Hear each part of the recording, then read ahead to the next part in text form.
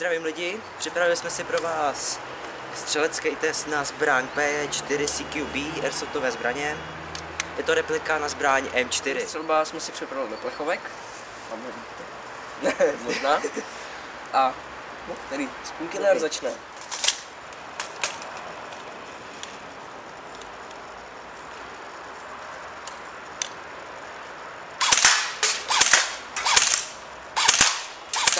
To byla moje střelba. Byla to krátká vzdálenost, nedá se úplně určit, jestli to byl dobrý výkon. No nyní si zastřelí pan Půlorek. Děkuji.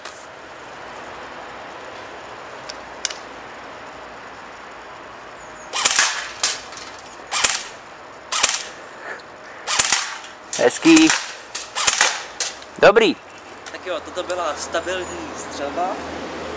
Oblekové, který prostě bez žádného toho pohybu, no, to je ten výraz. No, další disciplína, nevím, jestli se pan Půlorek zúčastní. Já to zkusím. Dobře. A to bude s trochou tou náhodou adrenalínu, no malinko jen. Ale hlavně budeme trochu udejchaný, takže jdem na to. Jo, no teď.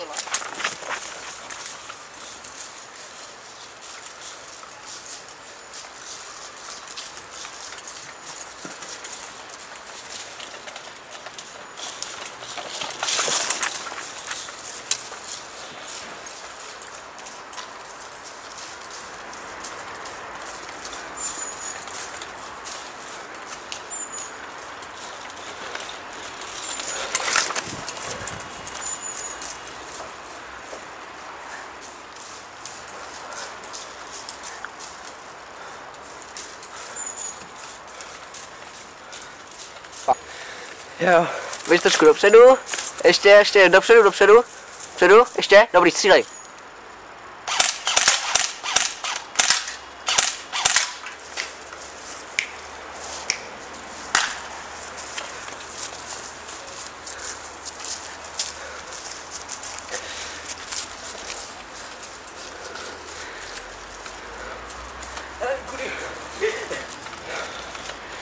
Kaj dokola.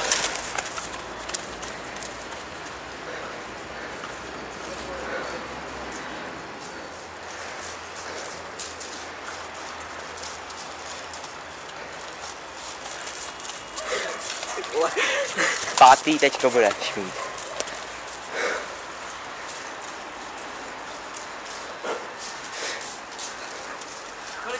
Kolik ještě? No teď doběhneš a střílíš.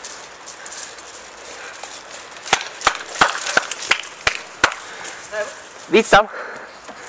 Ještě. Dobrý, střílej.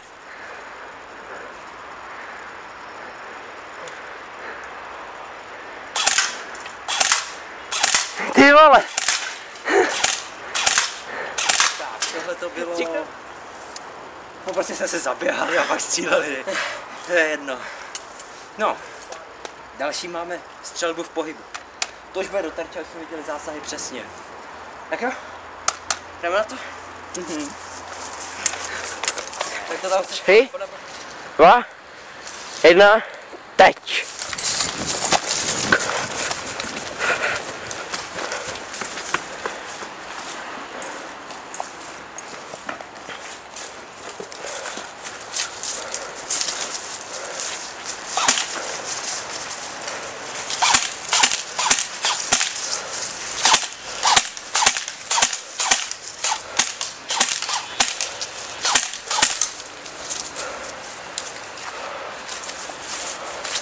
Tak, teď se koukneme na Spunkillerovo skóre.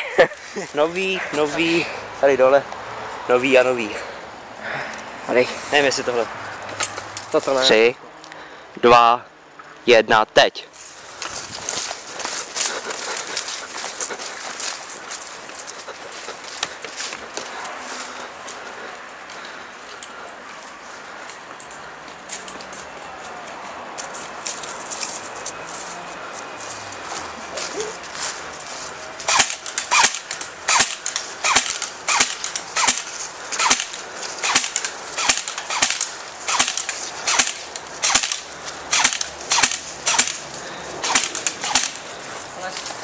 OK, jdem na to brknout se. Jo, to se stává. Nestřešil jsem. Máš pár zásahů dolů. 4. 4. Fajn. Já myslím, že to je vyrovnaný jako střelby, jako v pohybu. Zajištěno? Jo, OK, tak jo. No, ten terč ještě je v pohodě, jak se ještě necháme na automatickou střelbu. Prostě střelba za pohybu. No. Nyní vyzkoušíme palebné pozice. Myslím, že bychom to mohli udělat na 5 nábojů v každé pozici. Dobrý? Dobrý. Ano, a pak automat. Fajn, takže ještě vám ukážu svýho miláčka.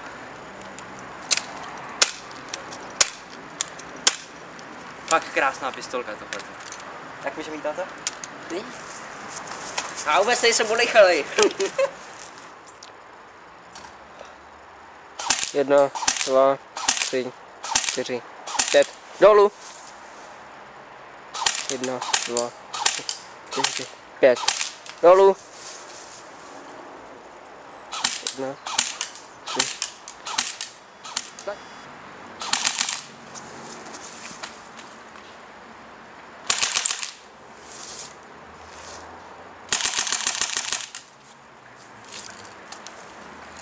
Jdem na to? Jo. Tak se jdem podívat. 3, 2, 1, teď.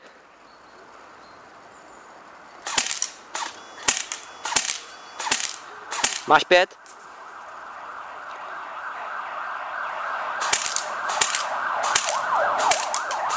Změna pozice.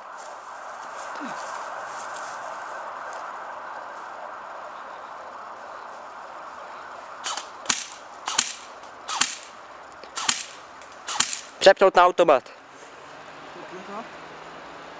Střílej. To mi si říkal automat? Jo.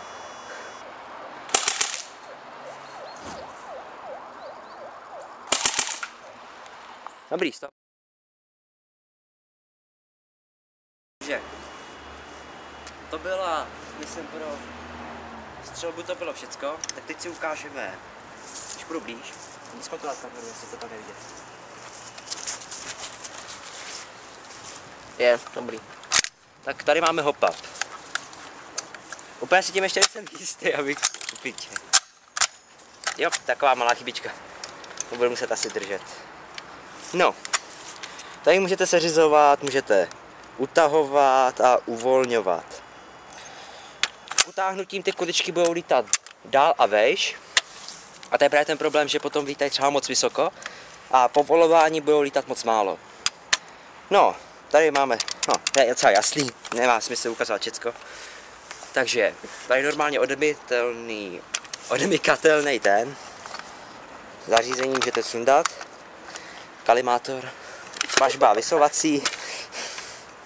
Ne, řekl jsem správně, ne? Já už nevím, seru na to.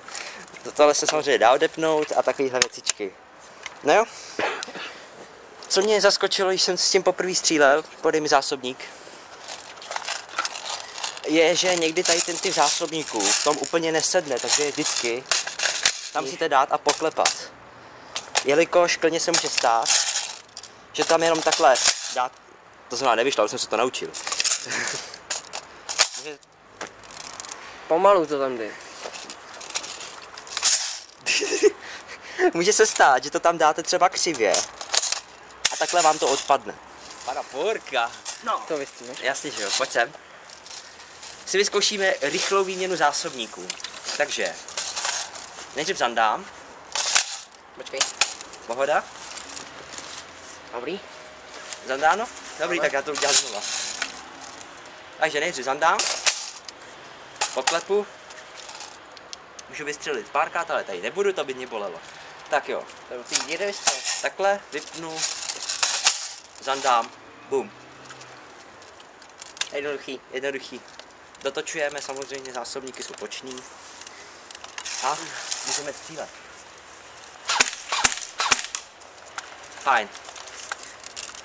No, to bude všecko pro tenhle ten unboxing neboli preview. Nevadí. Takže, no, sledujte další videa, dejte nějaký ten like, možná odběr. Byli bychom rádi. Určitě dejte odběr. No, tak, lajky samozřejmě pro další unboxingy, že jo?